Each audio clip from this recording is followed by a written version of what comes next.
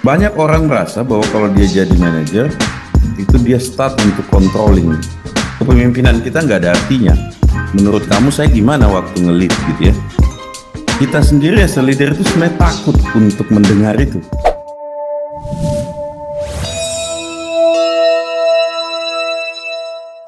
Pertama kali saya harus lead people yang dari individual kontributor tiba-tiba harus jadi manajer. Itu tahun 2008 saya jadi direktur di Microsoft ya. Usia saya waktu itu cukup tergolong muda dan saya juga sebenarnya tidak pengen posisi itu. Tapi leadership tim yang di regional bilang ya it's your time. Jadi saya termasuk leader yang by accident ya. Saya nggak expect that happen waktu itu. So struggle di awal untuk ngelihat bagaimana sebenarnya kita untuk bikin tim yang high performance. Nah, karena struggle akhirnya saya baca banyak buku, kayaknya semua TEDx video juga saya nonton. Tapi ya reading is one thing, tapi praktisnya yang lebih disiplin untuk praktisnya itu yang sangat susah ya. So mungkin di sesi ini saya akan start dari cerita itu. Ada beberapa case yang saya akan angkat, tapi nggak spesifik to any company yang saya work with. Jadi mungkin bisa dimaklumi ya kalau saya change sedikit ceritanya. So once kita dapat authority, kita feelingnya itu adalah we can control everything. Jadi kita bisa bekerja, kita bisa motivate orang, tapi in fact banyak first time manager itu gagal di situ. Jadi kenapa kita jadi manajer atau leader itu kan karena penerimaan orang yang kita pimpin. Tanpa mereka accept bahwa kita adalah leadernya, kepemimpinan kita nggak ada artinya. Ya, kita bisa ngomong apa aja, mereka ngelakuin hal yang lain. Dan kalau lihat di for example, misalnya pick any leader kayak Mahatma Gandhi, atau pick any leader kayak misalnya Bill Gates di Microsoft. Leader-leader itu karakteristik gaya kepemimpinannya itu beda-beda semua.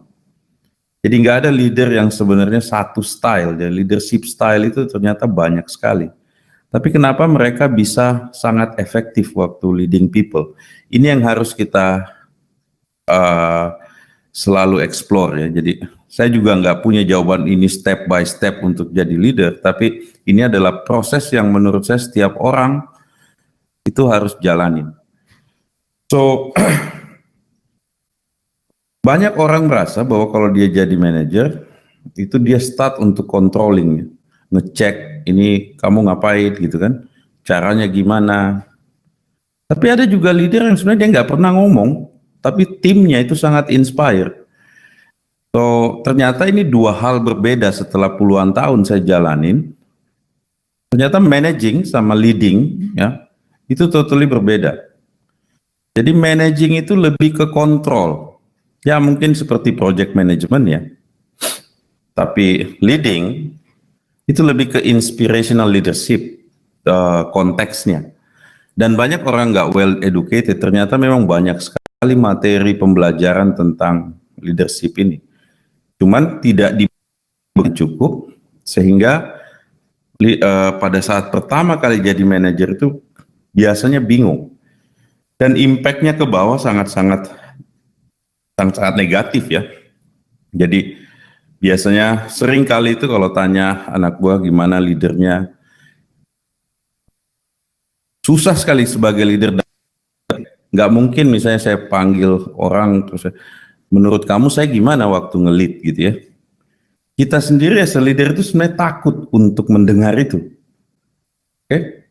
Tapi mau nggak mau kita harus dapat feedback, karena leader yang nggak dapat feedback itu kayak orang buta aja berjalan. Dia nggak tahu apakah orang yang dia pimpin happy, orang yang dia pimpin produktif ya. Bahkan ada yang benar-benar jadi di awan-awan banget, jadi kayak motivatornya kirim quote atau kata-kata indah mengenai leadership, tapi is not happen in the team. So karakteristik di saat tim kita itu ada leadership value-nya, itu di saat tim itu menjadi getting better by time. Misalnya waktu sebelum dia masuk kondisinya A, setelah leadernya masuk, dia bisa change ke B, di mana B ini jauh lebih bagus dibanding A. Dan terus menerus dia improve. So kalau ada tim atau company seperti itu, pasti di dalamnya itu ada leaders. Nah, leaders ini yang membawa perubahan itu. Nah, tapi perubahannya itu tetap dilakukan oleh timnya, bukan leadersnya yang lakuin. Nah, ini juga menarik sekali ya. So, terutama di tim software engineering. Karena software engineering ini kerjaan yang unik. Ini seperti kerjaan antara gabungan antara scientific work combine dengan craftsmanship work. Di orang-orang pengrajin, orang-orang yang sains, itu di-combine. Orang-orang seperti ini nggak suka di-manage, nggak suka dikontrol. Sehingga banyak orang bilang software engineering team itu susah banget dikontrol. Dan if you try to control, ya akan fail. Ya, karena memang nature work-nya seperti itu gitu. Beda misalnya dengan kita bangunan konstruksi gitu kan. Tidak ada kompleksiti yang namanya scientific complexity, tapi lebih ke kompleksitas labor atau kompleksitas craftsmanship. Nah, tapi kalau di software engineering, karena nature kerjaannya memang ada scientificnya, ada craftsmanshipnya, hanya mengandalkan kontrol itu susah sekali. Karena banyak effort yang dilakukan oleh tim itu outside the office sebenarnya. Di saat mereka belajar new skill, explore new framework, explore new teknik, reading new papers, itu semua nggak counted, ya. Tapi kalau kita mau main hitung-hitungan, waktunya nggak cukup buat di kantor, ya. So most of the team di software engineering itu sebenarnya dia spend a lot of time itu untuk explore based on their own passion. Dia punya ketertarikan. Di rumah dia tetap baca buku programming. Jadi kerjaan itu dibawa sampai ke rumah, bahkan sampai dalam tidur. Kadang-kadang kalau ada problem. So ini semua, kalau kita terlalu controlling, yang terjadi mereka sangat hitung-hitungan dalam pengalaman saya. Sehingga ya mereka tidak peduli. Yang penting dia cuman checklistnya done, on his side done, bahkan sebisa mungkin di make it done walaupun sebenarnya belum. Setelah itu dia leave out. Responsibility-nya, accountability-nya rendah, sehingga banyak sekali problem di dalam tim development. Oke. Tapi beda dengan tim yang semua membernya inspired, mereka akan spend more time, dia akan learn more, dia akan explore, dia akan speak up di saat ada potensial problem. Nah, bagaimana caranya membuat tim yang seperti itu? So, saya banyak pertama ya. Kadang-kadang saya terlalu direktif, terlalu judgment. Akhirnya tim saya nggak speak up atau takut ngomongnya, takut salah kadang-kadang. Tapi kalau saya nggak ngomong juga, ya mereka juga akan ini. Jadi seluruh people yang kita lead itu biasanya membaca leadernya itu lebih dibanding leadernya itu sendiri membaca dirinya. Mereka tahu kapan kita marah, mereka tahu blind spotnya kita, mereka tahu kapan kita datang ke kantor jam berapa, habit kita, cara kita bekerja ya. Dan mereka membaca terus karena kadang-kadang mereka itu pengen visible, pengen get our attention gitu ya. Dan semua itu behavior seperti itu adalah disebabkan karena behavior leadernya juga ya. So ini dimensi yang menurut saya besar sekali, dan di saat misalnya kita mimpin 5 tim dengan size 10, size 20, size 30, kompleksitasnya terus nambah karena kita harus melihat bahwa setiap individu di dalam tim itu unik. Jadi mungkin kalau saya analoginya kayak orang dari fisika ya, ini kayak many body physics. Di saat problemnya cuma 2 body itu gampang diselesaikan. Di saat 3 body berinteraksi lebih susah. Terus begitu terus. Jadi semakin besar organisasi, kompleksitasnya untuk leading dan managing itu semakin besar, ya. So di software engineering team, most of the team itu nggak suka di micromanage, ya. Mereka sebenarnya karena kerjanya memang setiap hari looking on kompleksitas code, testing, siapin semua hal yang harus untuk di production, untuk deployment. So sebenarnya mereka udah tahu what to do. Mereka tahu kapan salah, mereka juga tahu kapan suksesnya, ya.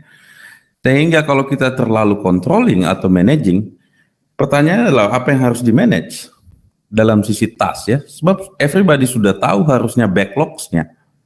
Okay? Engineer bukan orang yang disuruh besok ngerjain ABC, ya.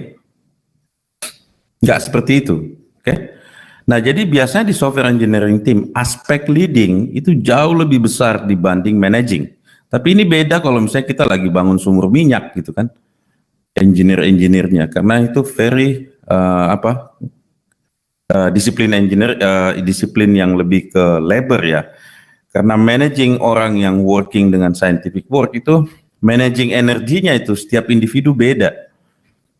Jadi kerjaan yang benar-benar pakai kemampuan kemampuan saintifik itu kan memang consuming energi kita itu cukup besar. Walaupun hanya bekerja di depan PC, tapi ya coba ngerjain misalnya algoritma problem selama 3 jam, itu pasti setelah itu lemes. 1 hari nggak bisa ngapa-ngapain. Sama halnya kalau misalnya mahasiswa disuruh baca paper. Setelah baca paper 1, itu seharian itu gone udah. Karena memang energi fokusnya itu udah consumed by the work. Dan imagine kalau kita terlalu commanding, directing, kita unnecessary pressure, ini yang menimbulkan seakan-akan susah banget engineering team. So dalam pengalaman saya, balancing antara manage dan leading itu penting sekali sebagai scope-nya seorang leader. Jadi ada kalanya memang controlling is very important, terutama kalau krisis, ya. Ya tiba-tiba sistem down di production. Kita harus sangat direktif. Karena ada problem, ya. Kita dalam krisis. Jadi harus controlling, managing, commanding style-nya. Tapi pada saat misalnya kita untuk learning, misalnya untuk let people spend more time learning, itu kita harus lebih inspiring. So situasi-situasi ini beda-beda case-nya, dan kita juga harus acting dengan cara berbeda untuk different situasi. Nah, ini yang biasanya new manager itu tidak well educated di sini dan tidak terus improve, sehingga mereka cuma mengandalkan authority yang bosnya. Oke? Tapi fakta mengatakan banyak sekali bos atau leader, tapi leadership-nya nggak jalan di tim.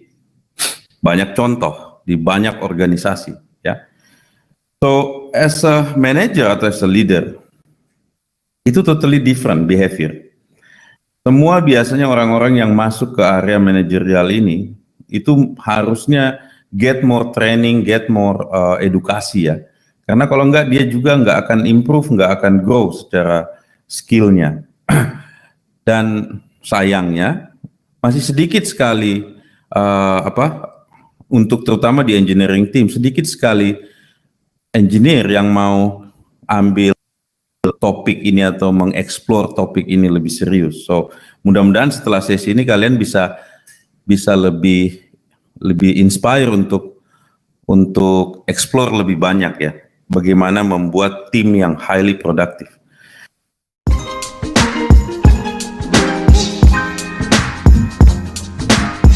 Kerjaan saintifik itu kalau misalnya kita nggak ada ide, ya just stop it.